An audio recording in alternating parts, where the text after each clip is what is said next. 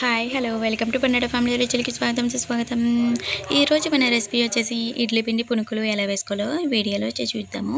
మనకి ఇడ్లీ పిండి మిగిలిపోయినప్పుడు తినబుద్ధి అవ్వట్లేనప్పుడు అట్లు ఇడ్లీ అన్నప్పుడు ఇలా కొత్తగా ట్రై చేయండి. ఇడ్లీ పిండిలో మనం వరిపిండిని వేసుకుంటూ బాగా గట్టిగా కలుపుకుందాము. మరీ అంత గట్టిగా కాదు, ఓ మాదిరి పలసగా మనకి పునుకు పడేలాగా ఉంటే సరిపోతుందనమాట. ఈ విధంగా కలుపుకున్న తర్వాత ఇందులోకి సన్నగా చాప్ చేసుకున్న ఉల్లిపాయ ముక్కలను కోసుకోవాలి. ఇలా కోసుకొని వేసుకొని అలాగే పచ్చిమిర్చిని కూడా యాడ్ చేసుకోవాలి.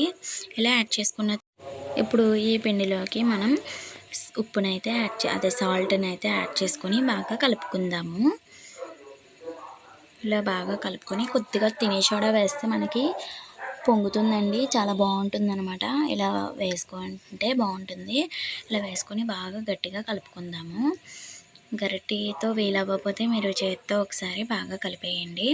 కలిపేసి నూనె పెట్టుకుని నూనె కాగిందో లేదో చిన్న పిసరు వేసుకుని చూస్తే సరిపోతుంది. మనకి పిండి కన్సిస్టెన్సీ అనేది ఈ విధంగా ఉంటే సరిపోతుంది అనమాట. ఇప్పుడు చూడండి, ఇప్పుడు పునుకుల్లాగా వేసేసుకోవడమే అన్నమాట. ఇది అచ్చుగుద్దినట్టు మనకి బయట అమ్ముతారు కదా బండిల మీద, ఆ విధంగానైతే ఉంటుందండి. చాలా బాగుంటుంది టేస్ట్. ఇది మనం బ్రేక్ఫాస్ట్కి అయినా తీసుకోవచ్చు, అలాగే ఈవినింగ్ స్నాక్స్ రెసిపీ అయినా తీసుకోవచ్చు. ఎలా తీసుకున్నా కానీ చాలా బాగుంటుంది అనమాట రెసిపీ. ఇలా బాగా వేసుకుని దోరగా వేగించుకోవాలి. ఇలా వేగించుకోవడంతో మనకి క్రిప్సీగా చాలా బాగుంటుంది అనమాట. ఇలా వేగిన తర్వాత తీసేయడమేనండి. చూసారా ఎంత కలర్ఫుల్గా, చాలా నూనె కూడా పెద్దగా లాగదండి, చాలా బాగుంటాయి. చూడండి ఈ విధంగా ఉంటాయండి, చాలా బాగుంటాయి. మీరు కూడా కంపల్సరీగా ట్రై చేసి ఎలా వచ్చిందో కామెంట్ చేయండి.